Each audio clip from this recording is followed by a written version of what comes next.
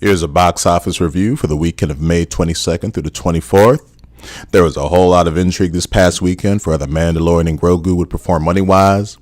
It was very unpredictable as people were ready for just about anything, as Disney has been no stranger to flops over the last few years. A month or so ago, I saw reports that this movie was tracking for like $40 million, which that would have been RIP for Disney if that was true. But when all was said and done this past Memorial Day weekend, for the 3-day total, not including Memorial Monday, the movie, as predicted, came at number 1 in first place with $81 million. For the rest of the top 5, Obsession was number 2 at $23 million, which is actually a 39% increase from its $17 million opening weekend. I mean, that's just a crazy result that rarely happens. More on that later. Michael was at number 3, still doing great business, $20 million on its 5th weekend, for a total of $314 million domestically. Number 4, Devil Wears Prada 2 with $12 million in its 4th weekend. And at number 5, The Sheep Detectives with $9 million in its 3rd weekend.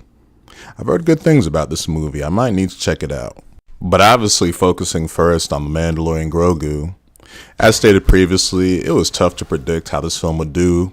Bringing a Disney Plus series to the big screen is a tricky proposition. Even if the series was popular and Grogu still sells a whole lot of merchandise. Even with the unpredictable nature of the box office, everyone knew if this was a film where it got anything below like $60 million, that would have been really sucky. I predicted $72 million after seeing the movie, but I gotta say, when I saw the $81 million headlines on Sunday, my initial thought was, oh, it actually did solid business. Or at minimum, everyone can agree it wasn't an all-out disaster as some might have predicted or hoped.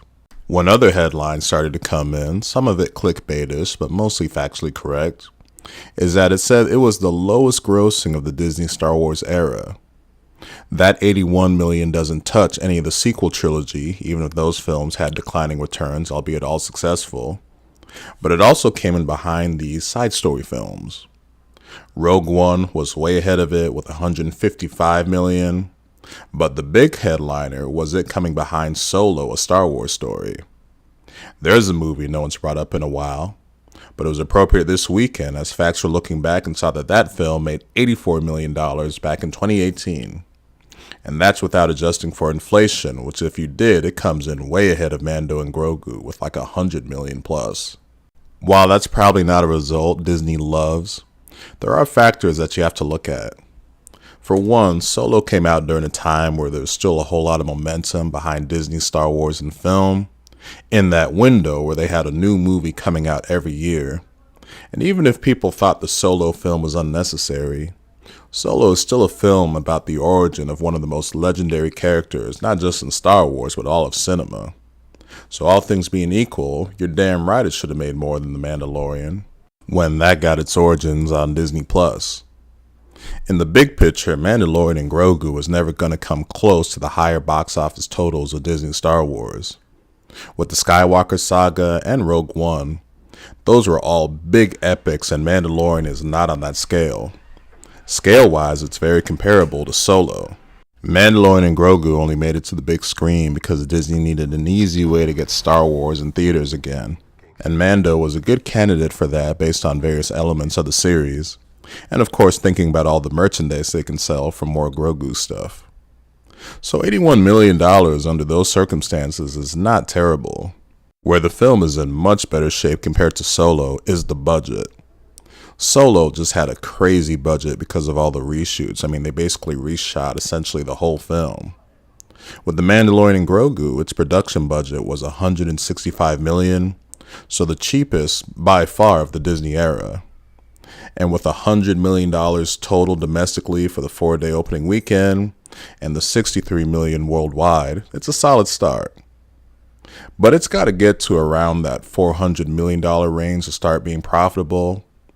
If this film starts to fall off a cliff financially in the weeks to come, then it will not be successful in making up that budget. Of course, that doesn't account for the money and the franchise overall makes up in toys, tie-ins like they did for Burger King for this movie.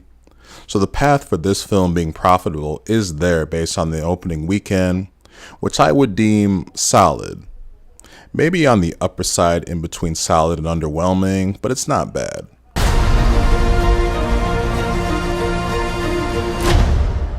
Let's save the rest for after dinner. In its second weekend, Obsession just did incredible business.